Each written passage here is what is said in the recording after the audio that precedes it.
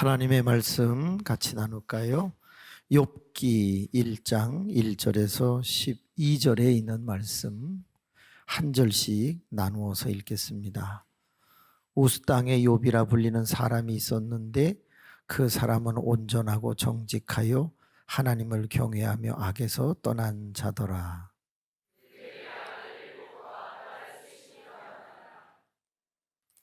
그의 소유물은 양이 7,000마리요 낙타가 3,000마리요 소가 500결이요 암나귀가 500마리이며 종도 많이 있었으니 이 사람은 동방 사람 중에 가장 훌륭한 자라.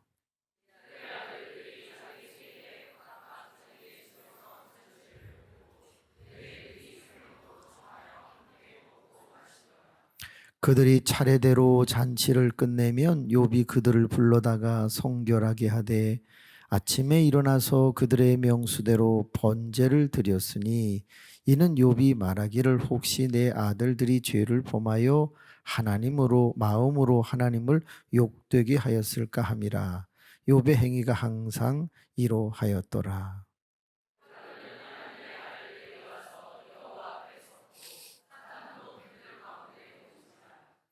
여호와께서 사탄에게 이르시되 네가 어디서 왔느냐?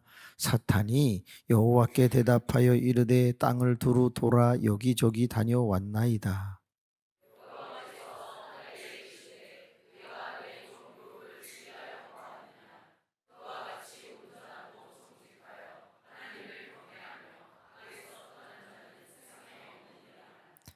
사탄이 여호와께 대답하여 이르되 욥이 어찌 까닭없이 하나님을 경외하리이까?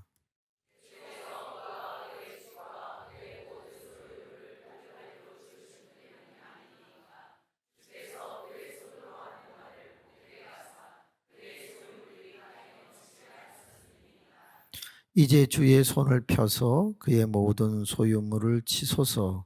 그리하시면 틀림없이 주를 향하여 욕하지 않겠나이까?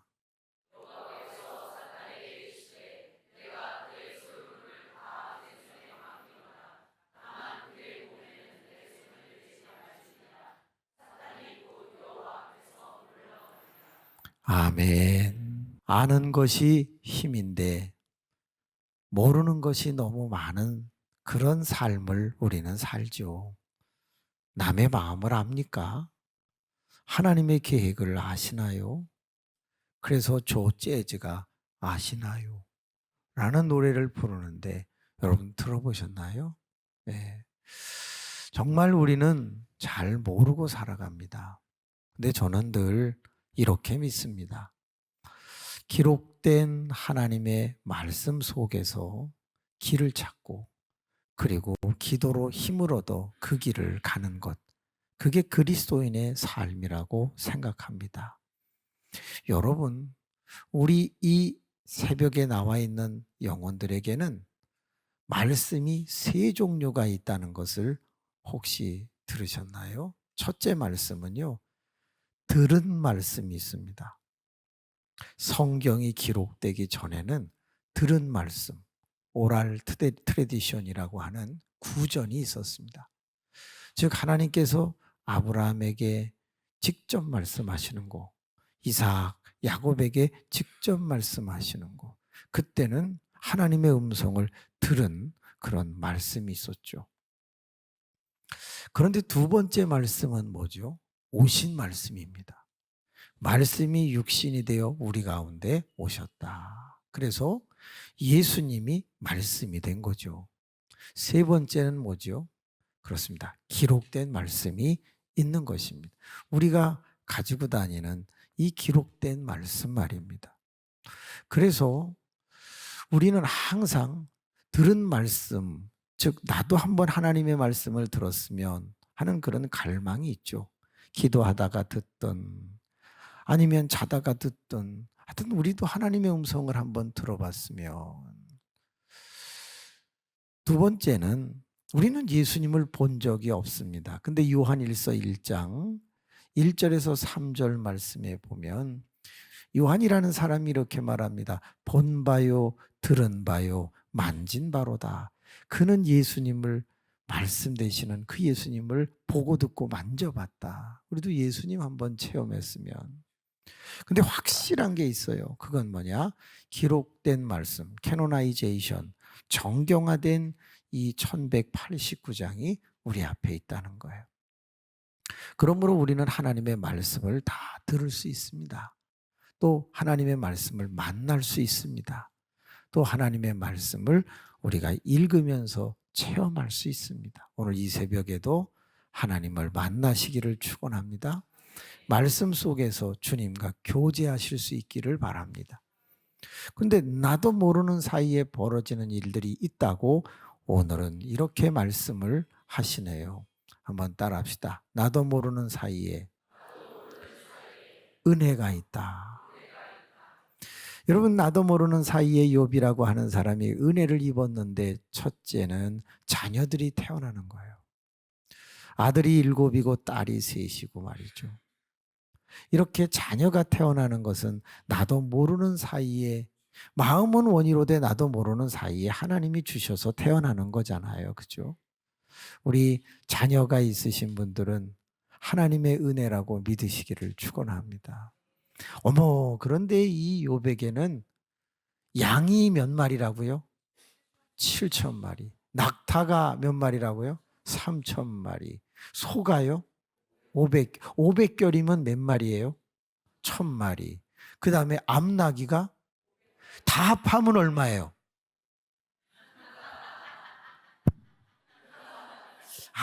우리 목사님은 대단하세요.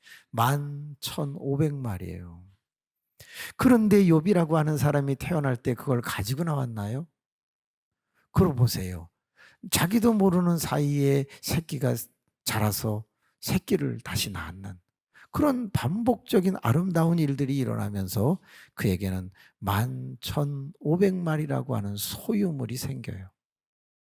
자기도 모르는 사이에 시간은 흘렀고 흐르는 그 시간 속에서 먹고 마시고 입을 수 있고 잘 수 있는 보금자리가 자꾸 생기는 거예요. 나도 모르는 사이에 우리는 적신, 뻘건 몸으로 태어나서 지금 이 자리에 앉아 있는데 옷을 입고 있어요. 때가 되면 먹을 것을 일용할 양식으로 섭취하고 있어요. 큰 집은 아닐지라도 자기 집 자가가 있거나 월세가 있거나 아니면 전세에 우린 살아요. 분명히 빈손으로 왔는데 공수래. 빈손으로 가는 우리 공수고. 그 공수래 공수고 우리의 삶인데 지금 뭔가를 가지고 있다? 이게 다 은혜라고 하는 거죠. 그래서 나도 모르는 사이에 우리는 이렇게 제가 앞에 서 있는 찬양 단원들의 옷을 쫙 봐요. 어제와 똑같은 거 입었나 바꿔 입었나. 어떤 자매는 바지를 갈아입었더라고요. 네. 또 어떤 자매는 이 옆으로 묶는 건데 어제하고 옷이 달라요. 묶는 건 같은데 그 옷이 달라. 바지가 바뀌어. 그건 뭘 얘기하죠? 소유가 있다는 거예요. 큰 부자는 아닐는지 몰라도 갈아입을 옷이 있다는 거예요. 저는 안 갈아입어요. 어제 입은 거 오늘 또 입어요. 가만히 보면 나도 모르는 사이에 자꾸 무엇인가 은혜가 있다는 거예요. 여러분, 은혜라는 말은 사전에 찾아보면 내가 수고하지 아니하고 애쓰지 아니하였는데 얻는 유익과 혜택이라고 돼 있어요.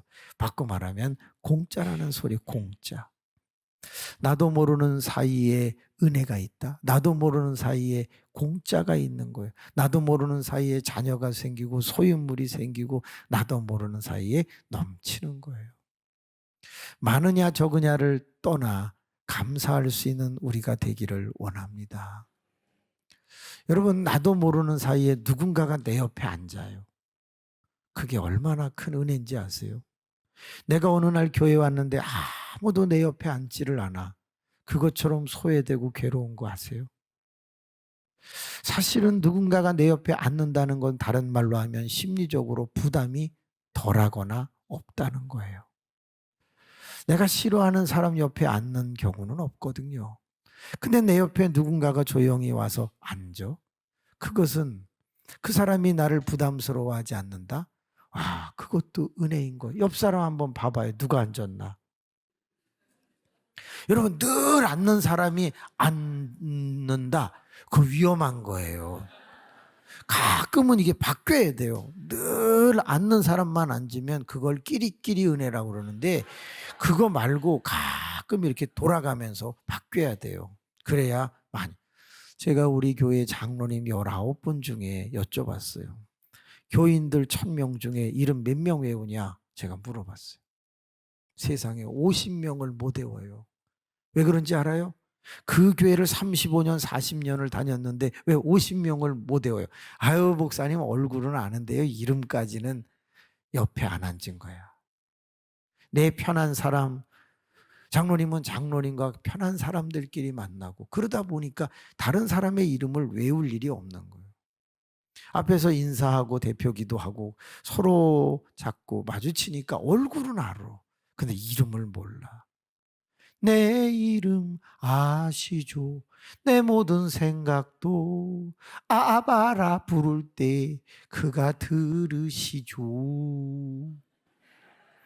여러분, 하나님도 우리의 이름을 아시는데 우리가 서로 이름을 모른다. 이거 아쉬운 거죠. 아쉬운 거죠. 여러분, 나도 모르는 사이에 누군가가 내 옆에 앉아주었다. 그게 은혜인 거예요. 정말 고마운 거죠. 이렇게 나도 모르는 사이에 오늘도 은혜가 흐를 거예요. 저에게도 여러분에게도 하나님의 은혜가 흐르게 될 줄로 믿습니다. 그런데 두 번째, 나도 모르는 사이에 평가가 있어요. 따라합시다. 나도 모르는 사이에 평가가 있다. 여러분, 은혜만 있는 게 아니라 그 은혜를 받고 하루하루 살아가는 우리에게 평가가 있어요. 욥이라고 하는 사람은 어느 시대의 사람이라고 그러죠? 예, 지금으로부터 4000년 전 사람으로 추정하지요. 그런데 이 욥이라고 하는 사람이 어떤 평가를 받는지 보세요. 사람들은 욥을 이렇게 봤어요. 1절. 같이 읽어봐요. 우스 땅의 욥이라 불리는 사람이 있었는데 그 사람은 온전하고 정직하여 하나님을 경외하며 악에서 떠난 자더라. 와, 네 가지. 첫째 뭐 하다고요? 온전해. 두 번째 정직해. 세 번째 여호와를 경외해. 네 번째 악에서 떠난. 여러분, 이렇게 평가를 받는다면 얼마나 행복해요. 우리 자기를 점검해 봅시다. 나는 참 온전하다. 그래요? 나는 대체적으로 정직하다. 제가 많이 감해드린 거예요, 지금. 네. 그러면 좋아요. 이건 다 할 수 있죠. 나는 하나님을 경외한다. 들어. 막 들어. 손 내리시고. 이게 어려워요. 나는 악에서 떠난 자다. 오! 감사해요. 찬양할 때 눈물을 흘리시는 우리 소장님. 멋있어. 제가 앞에 앉았는데 그 옆에서 코를 자꾸 흘리네. 그 감격. 여러분, 목사인데도요, 악에서 떠나기가 어렵더라고요. 악에서 떠나기가 어려워요. 그 중에 가장 어려운 게 뭐냐? 인기? 아니면 알아주는 거? 그런 거에 대한 동경이 있어요. 열심히 설교를 했어요. 그런데 목사님 너무 은혜 받았습니다. 그러면 기분이 좋아요. 근데 어떤 사람이 열심히 준비해서 하는데 자꾸 입시네. 그럼 그 사람 나갈 때 악수하고 싶지가 않아요. 알아주면 좋고 몰라주면 답답하고. 그것도 죄의 씨앗이 된다는 거 아시나요? 자꾸 알아주는 걸 좋아하면 그럼 교만에 빠지게 되는 거 아닐까요? 그런데 욥이라고 하는 사람은 온전, 정직. 하나님을 경외하고 악에서 떠났대. 그런데 3절을 한번 보세요. 이런 평가도 있네요. 맨 아랫줄. 이 사람은 동방 사람 중에 가장 훌륭한 자라. 사람들이 제일 훌륭하다고 얘기하는, 제일 훌륭하다. 이런 평을 받는다는 게 얼마나 좋은가. 근데 저는 여기서 충격을 받았어요. 8절. 8절 한번 보세요. 하나님이 욥을 어떻게 평가하는지 시작. 여호와께서 사탄에게 이르시되 내가 내 종 욥을 주의하여 보았느냐? 그와 같이 온전하고 정직하여 하나님을 경외하며 악에서 떠난 자는 세상에 없느니라. 어머나, 하나님도 똑같이 봤어요. 하나님도 뭐라 그랬냐면 주의하러 보라 그랬어요. 주의하여. 그럼 뭐예요? 하나님이 대충 보셨다는 게 아니죠. 속과 겉을 다 훑어보셨다는 거예요. 그랬는데 온전하대. 어떻대요? 정직하대. 그 다음 걸 얘기를 해야지. 그 다음 건 뭐예요? 하나님을 경외했대. 야, 정말 이게 진심으로 하나님이 주의하여 판단해 본 결과 악에서 떠났다는 거예요. 저희 교회에서 이제 내년에 임직식을 해요. 근데 장로님을 이제 피택을 해야 되는데, 그 많은 교인들 중에 장로님을 세우려면 뭐가 필수적이죠? 평가. 이분이 신앙생활을 어떻게 해오셨는지 어떻게 평가하지 않을 수가 있습니까? 공예배는 지키시는지 11조는 하시는지 최소한 평가는 해야 되죠. 더 중요한 건 죄는 덜 짓는지, 악에서 떠난 건 고사하고 그래도 양심적으로 살아가는지, 돈관계는 분명한지 이런 거 봐야 되잖아요. 근데 진짜 괜찮은 사람은요, 되려고 하는 마음이 덜해요. 근데 뭔가 결함이 있는데 그런 분들은 되게 되고 싶어 해요. 그래서 마음이 많이 아파요. 이렇게 모든 것이 어수선한 가운데 사실은 평가는 계속되고 있습니다. 자기도 모르는 사이에 저 사람은 기도 안 해. 저 사람은 인색해. 저 사람은 뭐해. 다 평가를 합니다. 그리고 결정적인 순간에는 그 사람을 찍지 않습니다. 이렇게 평가라고 하는 건 중요합니다.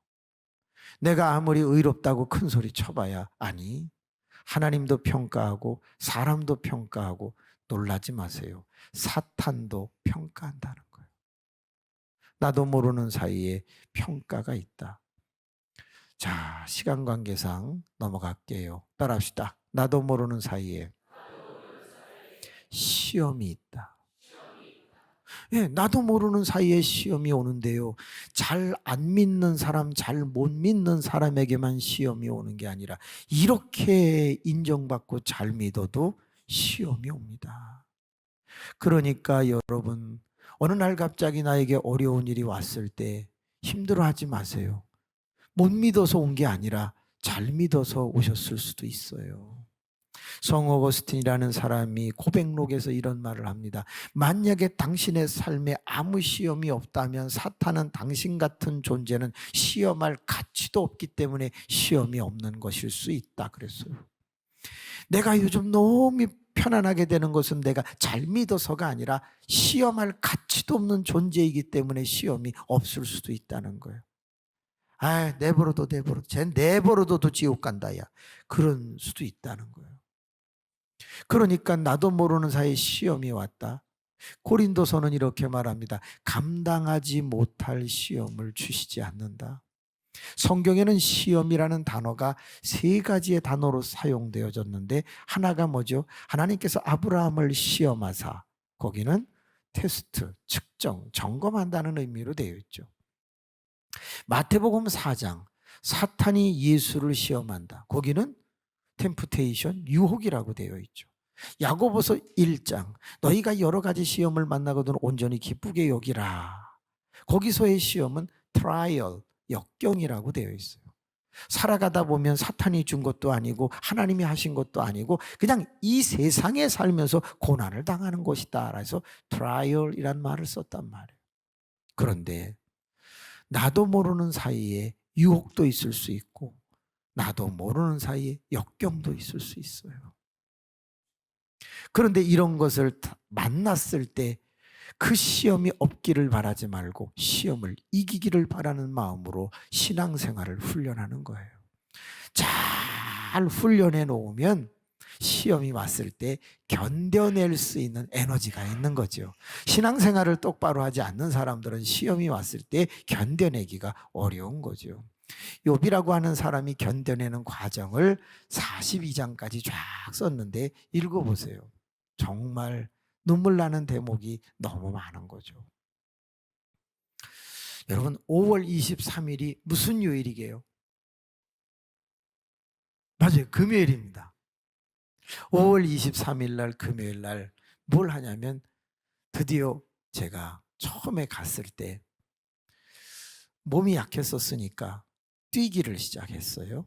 그래서 1년 전부터 뛰고 그리고 계속 지금 2년째, 그러니까 총 3년째 뛰고 있는데 드디어 담임 목사 이름을 건 그 마라톤 대회가 시작되는 거예요.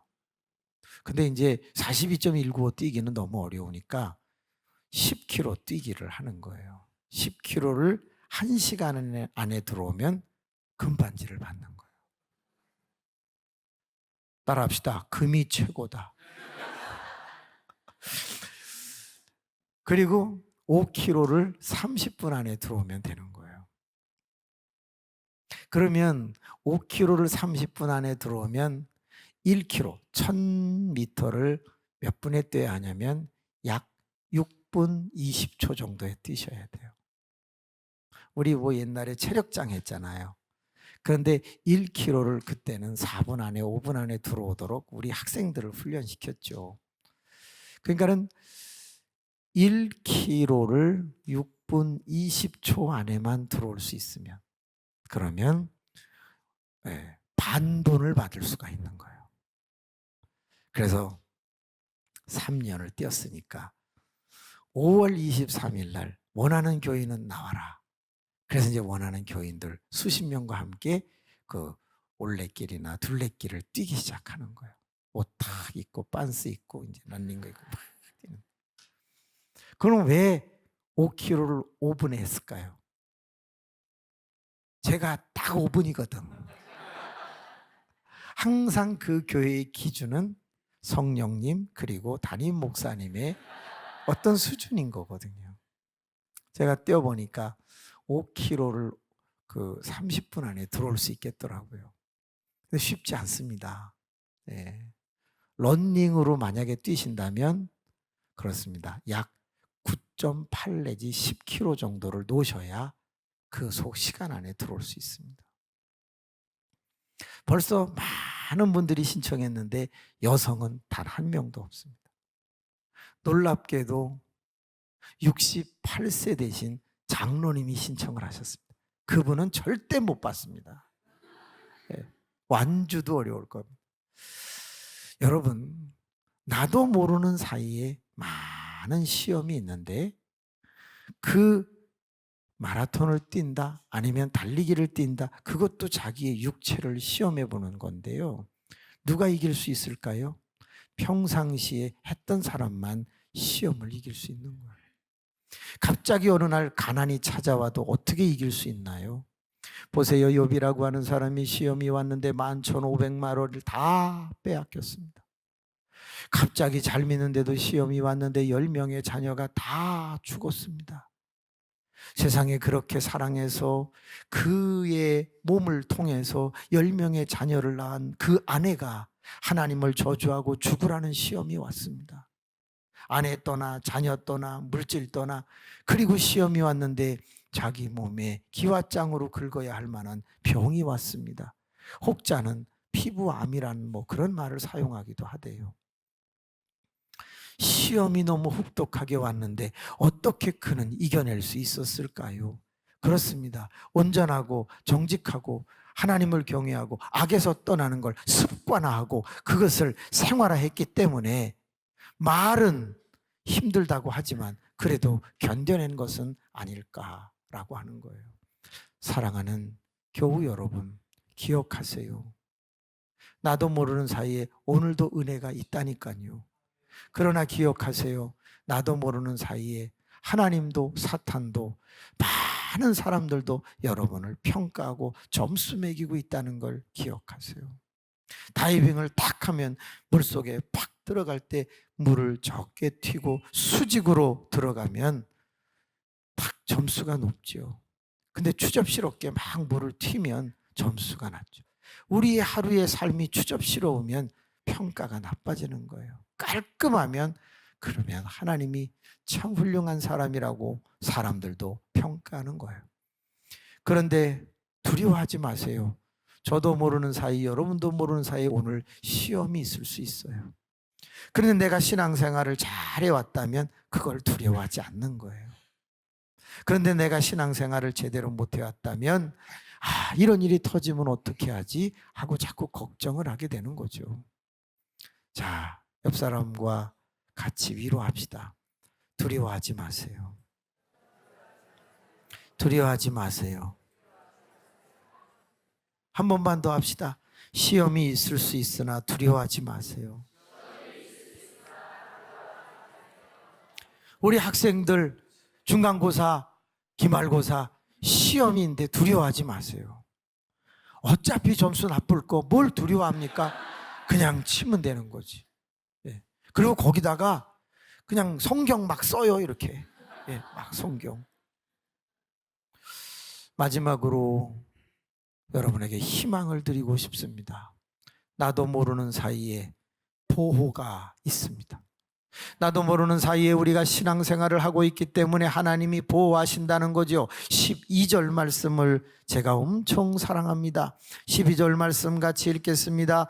여호와께서 사탄에게 이르시되 내가 그의 소유물을 다 내 손에 맡기노라. 다만 그의 몸에는 내 손을 대지 말지니라. 사탄이 곧 여호와 앞에서 물러가니라. 다만, 여기 다만이라는 단어가 제 가슴에 너무너무 희망으로 다가옵니다. 사탄아, 네 맘대로 다 해라. 다만 생명은 건들지 마라. 다만 생명은 건들지 말라. 다만 그의 몸에는 손을 대지 말라. 이 다만이라는 게 뭐죠? 하나님의 주권이자 다른 말로 하면 렘넌트, 남은 자 사상, 그건 건들지 말아요. 그건 그루톡인 거예요. 하나님께서 그걸 가지고 다시 모든 것을 2배, 3배로 일으키시겠다는 거예요. 하나님의 보호가 있다는 거죠. 하나님의 바리케이트가 있다는 거예요. 여러분이 아무리 시험을 당해도 하나님이 여러분을 마지막 하나는 분명히 지키시는데 그게 뭐냐? 다만. 이건 뭐예요? 그거는 건들지 마. 그건 생명이야. 그건 그루톡이야. 거기서 다시 나올 거야. 그건 건들지 마. 하나님이 우리를 건들지 못하도록 보호하고 계시다는 사실을 믿으시기 바랍니다. 아무리 큰 시험을 당해도 우리는 보호받습니다. 생각해 봅시다. 드디어 그는 하나님의 보호하심 속에서 시험을 잘 견뎌내고 42장에 가면 2배의 복을 받습니다. 그러면 소유물이 얼마나 늘었겠습니까? 2만 3천 마리가 됐겠네요. 근데 그 얘기를 하고 싶은 게 아니라 다시 아들과 딸들이 몇 명 태어납니까? 네, 또 10명이 태어납니다. 그러면 이상하잖아요. 계산 준비하세요. 욥이라고 하는 사람이 10명을 낳으면 욥이 10명을 낳았을 때, 그리고 그 10명이 번제를 드린다라고 했을 때, 그러면 욥의 나이는 얼마 될 것 같습니까? 40살에 만약에 아이 낳기 시작을 했다고 쳐요. 2년 터울로 낳았다고 해봐요. 그러면 60살이겠죠. 그때는 좀 늙어서 날 수도 있잖아요. 그러면 그 아이들이 성장했죠. 그럼 욥의 나이는 몇 살이었겠어요?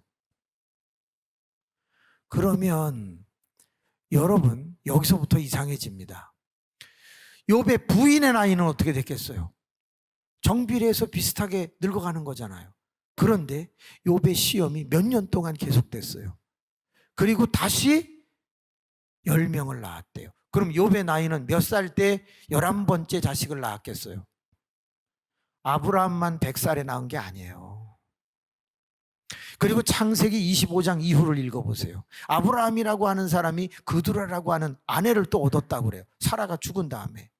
근데 그 그두라로부터 세상에 자식이 계속 태어났대. 그러면 여러분, 아브라함이라고 하는 100살 훨씬 넘어서도 뿅뿅뿅 막 계속 난 거예요. 엄청난 거예요. 그래서 욥이라고 하는 사람이 아브라함 시대의 사람으로 추정하는 가운데 그가 100살일런지는 모르겠지만 그때 또 10명을 낳았어. 그러니까 아브라함만 그런 게 아니에요. 욥도 그랬어요. 그런데 뭘 퀴즈를 내고 싶으냐, 그때 10명의 자식을 낳아준 자가 본처냐 후처냐는 거예요. 여러분 생각해 본 적 있어요? 만약에 본처라면 그 본처는 어떤 여자예요? 하나님을 저주하고 죽으라고 한 여자인데 그 여자하고 사랑이 돼요 안 돼요? 몰라. 그거는 회개하면 또 모르는 거야. 저는 이게 궁금했어요. 그리고 그 본처가 나이가 엄청나게 많을 텐데 사람만큼은 될 텐데 10명을 그때 난다고? 그러면 본처일까요 후처일까요? 아니, 지금 답하라는 얘기가 아니야. 고민해 보라는 거예요. 여기에 놀라운 게 있습니다. 하나님의 보호하심은 역사로 은혜로 다시 바뀌게 되는데 그때는 우리의 상상력을 초월하는 역사가 일어난다는 거예요. 내가 합리적으로 생각하는 것 그 이상의 초과학적으로, 초합리적으로, 초월적으로, 초자연적으로 하나님은 그 일을 행해 가신다는 거예요. 여러분 믿음을 가지세요. 어떤 거 지금 내 상황으로 볼 때는 어렵고 힘들고 곤고하고 뭔가 시험이 계속되고 있어. 근데 나는 교회를 계속 나오고 있어. 그렇다면 하나님이 나를 보호하시지. 얼마 있다가 내가 상상지도 못하는 방법으로 나를 회복시키시겠구나. 아무것도 없는데 어떻게 23,000마리가 다시 생깁니까? 아니, 욕하던 아내가 있었는데 어떻게 다시 10명의 자녀가 태어납니까? 그냥 우리가 읽으면 이해가 되지 않아요. 그런데 깊이 묵상해 보면 눈물밖에 나는 게 없어요. 내 힘으로 회복되는 게 아니에요. 하나님의 보호하심으로 회복되는 거예요. 하나님이 함께 하시니까 회복되는 거예요. 우리는 반드시 잘 될 줄로 믿습니다. 춘천 사랑의 교회는 이 지역의 등대가 될 줄로 믿습니다. 엄청난 일이 앞으로 일어나게 될 것입니다. 춘천 사랑의 교회는 시계탑이 너무 멋있어요. 근데 숙소를 가다 보니까 저 옆에 남춘천, 거기는 종탑이 아닌데 이게 쫙 간판이 멋있어. 간판이. 하나님 그 간판보다 이 간판이 더 올라가게 하여 주옵소서. 여러분에게 큰 아름다운 예배당이 계속 예비될 것을 믿으세요. 왜냐하면 제가 어제도 오늘 새벽에도 뵈니까 하드웨어가 조금만 더 공간이 넓어질 수 있다면 춘천을 바꿀 수 있는 어마어마한 무브먼트, 운동이 여기서 일어날 것 같아요. 여러분 10년만 지나보세요. 이 아이들이 어떻게 되겠어요? 춘천의 요직은 다 장악할 거예요. 정치, 경제, 문화, 사회, 종교, 도덕, 군사, 외교, 교육 다 장악할 거예요. 지금 저희 교회도 10년 계획 세우고 있거든요. 저희 교회 청소년들이 지금 250명 정도 나와요. 그런데 이들에게 뭘 시키는지 알아요? 하브루타. 여기 따라가려면 조족지열이지만 우리도 시작을 했어요. 근데 지금 조심해야 될 게 뭔지 아시죠? 하브루타를 누가 썼어요? 신천지가 쓰기 시작했어요. 하브루타 교육 받으러 가실까요? 이러면서 지금 성경 공부 배웁시다 이 말을 하브루타로 바꿨다고요. 그래서 저희 제주도에 이단이 되게 많아가지고 이 하브루타 용어를 지금 못 쓰고 새로운 이름으로 바꿀까 지금 그거 연구하고 있어요. 우리 교회만의 이 돌씨라고 하는 게 한국에 여기밖에 없거든요. 그렇다면 하브루타를 어떤 교육 방식의 그 네임을 조금 다른 걸로 해볼까 지금 전 그걸 연구하고 있어요. 그래서 저희 교회 브랜드를 만들까 하는 생각이거든요. 사랑하는 교우 여러분, 승리합시다. 오늘도 은혜 있습니다. 그러나 오늘도 평가 있습니다. 잘 믿으셔도 오늘 시험이 있을 수 있습니다. 그러나 보호하심이 있습니다. 우린 다시 일어납니다. 내 상상력을 초월해서 하나님의 개입이 시작될 것입니다. 옆 사람 괜찮으시다면 안아주십시다. 당신은 일어납니다. 당신은 승리합니다. 감사해요.